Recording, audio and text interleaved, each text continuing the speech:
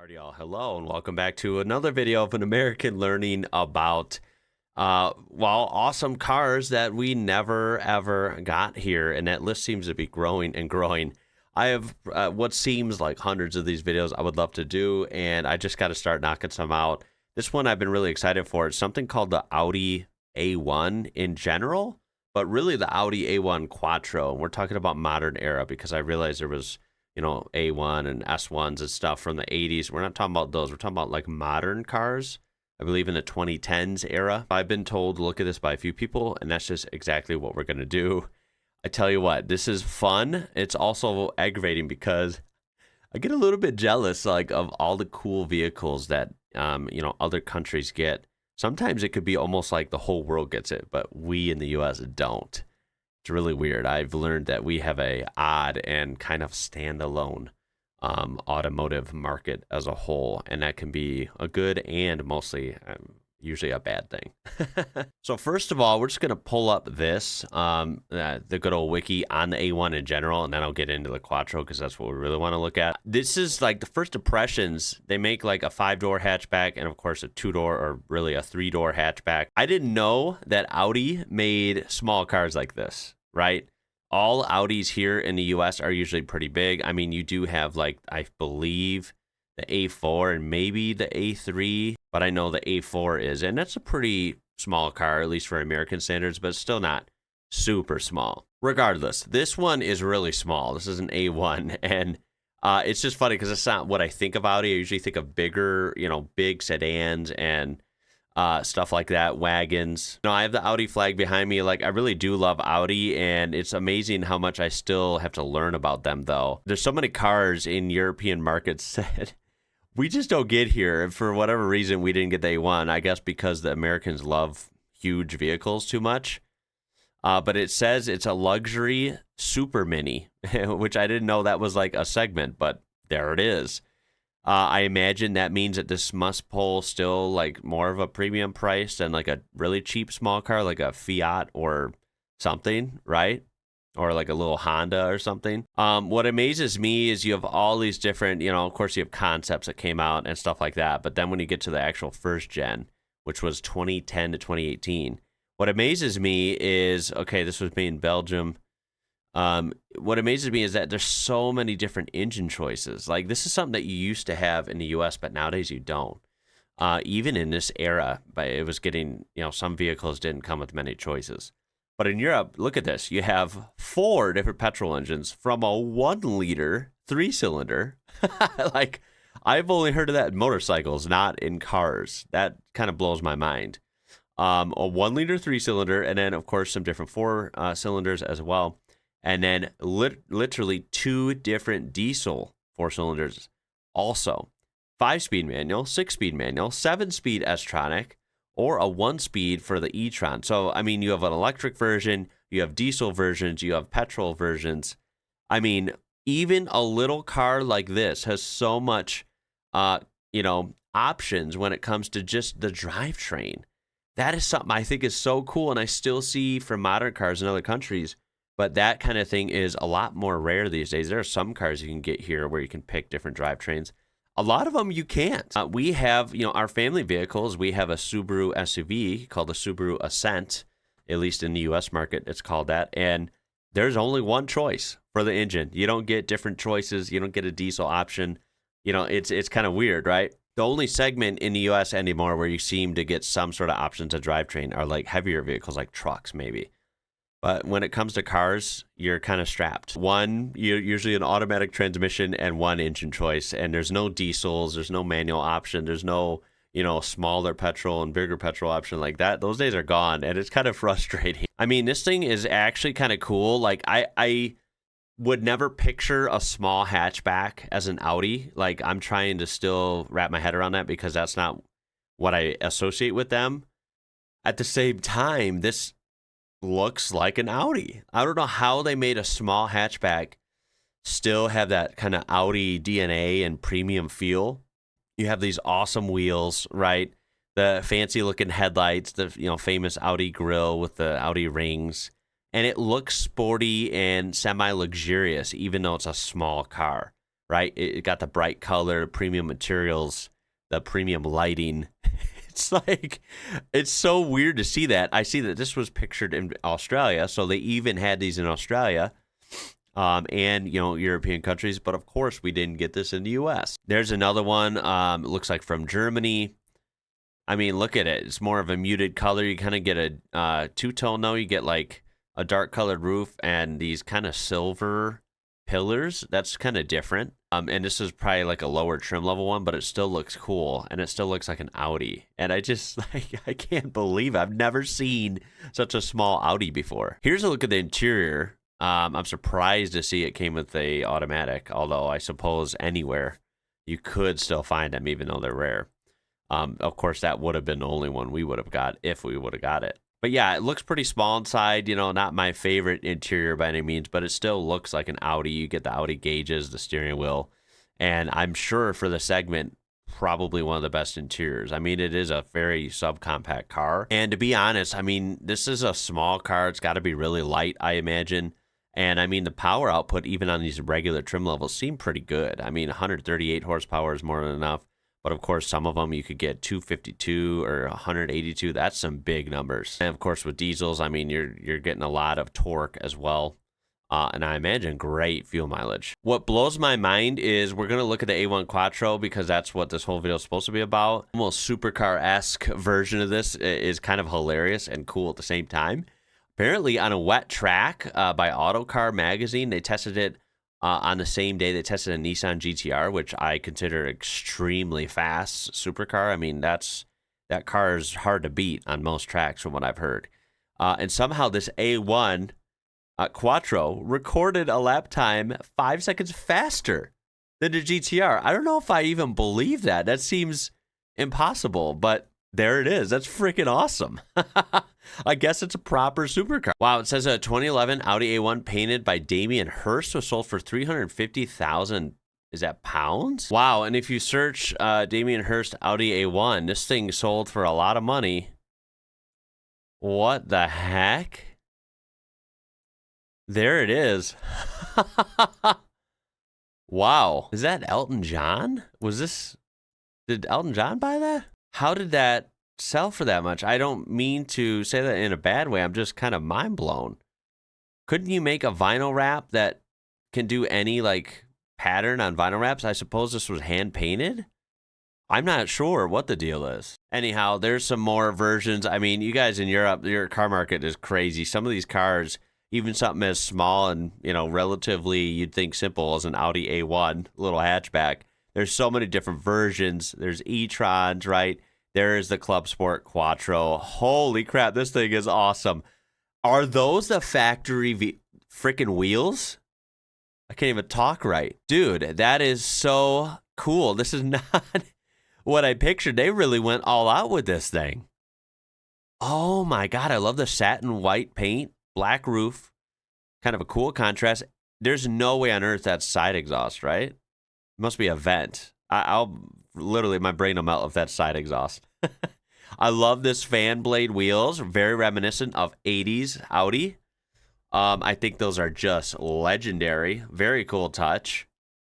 God, is that carbon fiber on the bottom? Holy smokes, it's got red in the headlights. That's neat. Kind of a neat touch. Super upgraded interior. I mean, legitimate racing seats, it looks like. Look at the regular one.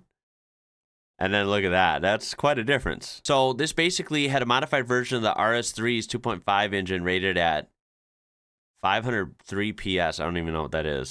Basically, it looks like a lot of power and a lot of torque. Tailpipe located on the left. Okay, that is insane. What? 6-speed manual transmission, Quattro all-demand, ventilated carbon fiber ceramic brake discs with 6 piston calipers. Okay, this thing is insane. This has this crazy hardware on a small freaking car, on a very small car. Now I kind of get it. This could go toe-to-toe with a GTR. And you could see a whole laundry list of, you know, upgrades that this thing had. What blows my freaking mind is the car is capable of 0 to 100 kilometers per hour in 3.7 seconds. What on earth? They have all these other special editions of this thing. Samurai Blue editions, contrast editions. Like, what? That is really cool. e-tron German Olympic team car. Like, what? That is awesome. You know, the list goes on. I'm kind of amazed that they do this many special editions out of modern small hatchback. That's just like not the norm, I feel like, on, you know, little Chevy and Ford hatchbacks here in the U.S. And then they do have a second gen that they made, I guess presently. They actually make these in España, in Spain, rather than Belgium. So it's, you know, it looks like quite a different car. It looks, dare I say, a little bit bigger, and of course more of the modern Audi design language. So not the full-on A1 Quattro like we see here, which is awesome. Like, there's another shot of it. I can't get over how good that looks. It's really cool. But they also made an S1 from 2014 to 2018, so that's kind of cool. So this was probably like the best one for most people to get because it was probably cheaper than the A1 Quattro. I mean, 228 horsepower is nothing to sneeze at. That is really freaking good. I mean, 0 to 60 in 5.8 seconds is incredible, right? I mean, that's awesome for a smaller car. And I assume that would be a lot cheaper than any other sporty supercar. Topped out at 155, electronically limited. I was going to say, this looks like it should be a rally car, judging from what I've seen so far. We're going to see it in action in just a second. Did they make rally cars with this? I mean, this looks like one here, at least rally car, maybe a rally cross car. I'm not exactly sure. But it looks damn good as, you know, some sort of rally car. I think it's begging for that, right? I mean, here's some images of it. I can't get over how good it looks. I think it's really cool that they kind of went all out. I mean, the spoiler, the black contrast here, you know, the wheels. This one has the regular exhaust out the back, so I think the other one was like a super special edition of this one. But regardless, even this normal one is so cool. Look at that. Full aluminum pedals. Manual transmission, red tachometer. Oh yeah, that thing means business. Wow, that is super cool. I mean, you wouldn't expect them to be able to make a small subcompact car look mean, but they kind of, I think they did it with this. This thing looks serious. I mean, even the wheels are pretty wide for this thing. Imagine it'd be great in rain and snow and dirt. You know this thing would be unbelievably fun to toss around. You got to let me know in the comments how often you see one of these. I imagine they're quite rare. It says that they only made 333 of these. What the heck, if that's correct? Here's the car I'm thinking of this Sunday morning. 333 examples, 250 horsepower from 4-cylinder turbo. Here's the car I'm thinking of this Sunday morning. 333 examples, 250 horsepower from 4-cylinder turbo, 6-speed manual transmission, all-wheel drive, and 1,400 kilogram weight. Wow, it's that's the light. Audi A1 Quattro. What more of a... I don't even have to be an expert in kilograms. You know, Americans don't know what a kilometer or a kilogram is. But I know enough about him to know that's light. car do you need, really? You got these awesome looking 18-inch wheels. Yeah. R8 inspired black panel, spoiler, and dual tip exhausts. This red highlight that goes into the wheel. Yeah, I noticed Beautiful that. red tachometer. Proper bucket seats. Wow. 2 seats in the back. Wow. Oh, and did I mention Didn't even this realize that. beautiful 6-speed manual? I don't know how usable those back seats were, but the fact that they had them is cool. Love the shifter. Very premium looking. Shifter. This car was around Looks like it only came in manual, this version. $60,000 US when it came out in 2012. Retained its value. 60 grand US? No, I didn't know that. I imagine it would pull a premium because it was like a super amped up edition that had legitimate performance numbers. I mean, those wheels alone are worth a lot. I would, I'd be willing to pay some money for this car, right? Back then, but 60 grand. Oh my goodness, that's a lot. Okay, very interesting. He says they're holding their value Exceptionally well. I don't really see it going down. Here's the Yeah, so this is on some sort of bid site. It's way far away from the end of the bid, so that price wouldn't be correct. It would just go up from there. But I'm sure it looks like that these are still pulling good money, if you can even find them. All right, let's hear this thing a little bit.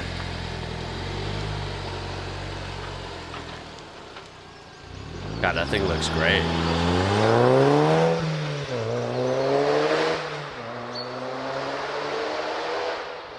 Oh my God, you would never expect that, or at least an American.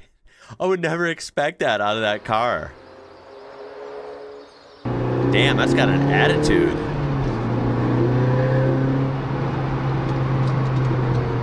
Wow, you know what? That interior looks better on camera. Like you can actually see more depth to it. Very cool. That shifter's awesome. God, as a manual, that would be so freaking fun.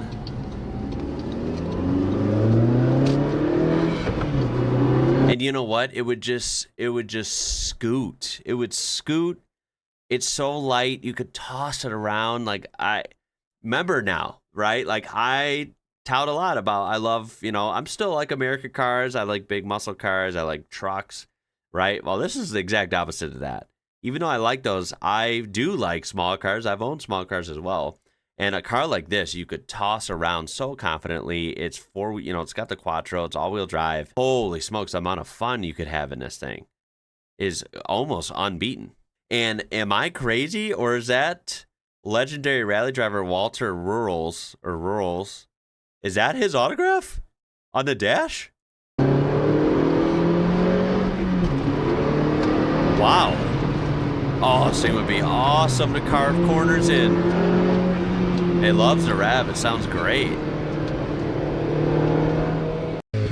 Look at that thing.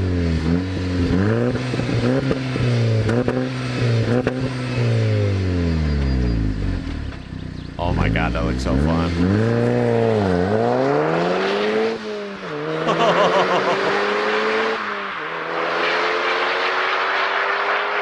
Wow, that thing is actually ferocious. Look at this thing in the snow too. See, that's why a car like this is fun. You can have fun on curvy mountain roads in the dry pavement. You could go on gravel. You could go on snow. That is a serious car. That is a serious car. Right? Like, this could be a lot harder than a Mustang. Right? That's why this thing will actually punch above its weight in a lot of scenarios. How did we never do? We missed out in the US on so many cars. This being one of many. What a cool car. I've just never seen anything like it. People would probably freak out if you pulled up at a car show or Cars and Coffee in this in the US. People would be like, what on earth is that?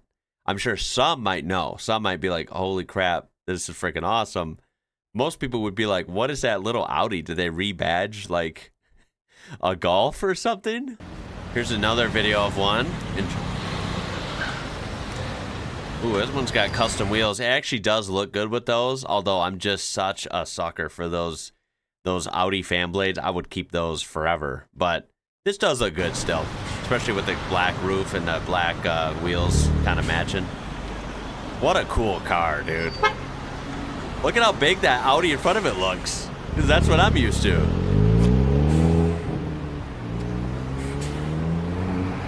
Wow. Look at, it's kind of cool seeing a Mini Cooper in front of it. They look to be about the same size. That's kind of a good reference for me. It's like the size of a Mini Cooper, okay. Because I've always wanted to drive. Now, of course, we have Mini Coopers in the U.S. I see those, fairly often. And I've always thought that those look like they're so much fun.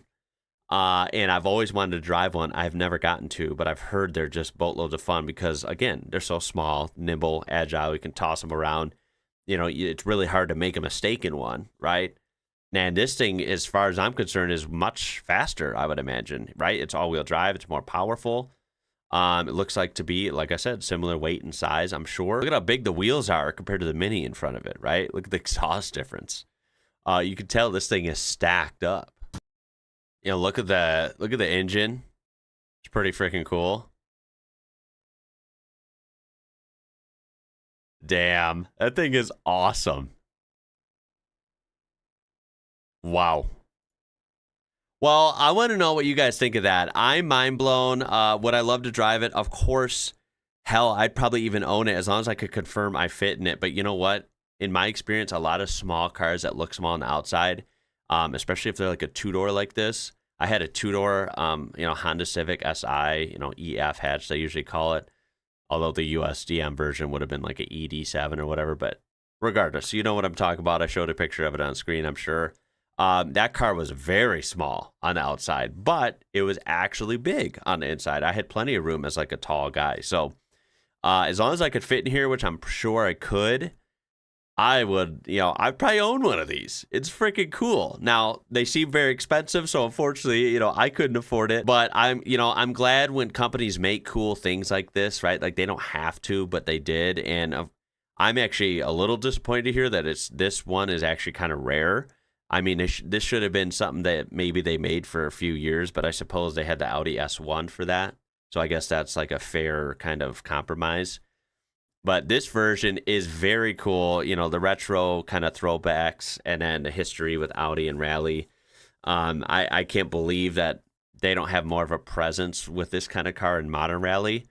But it is what it is. This thing is awesome. I freaking love it. And I love when you guys give me suggestions.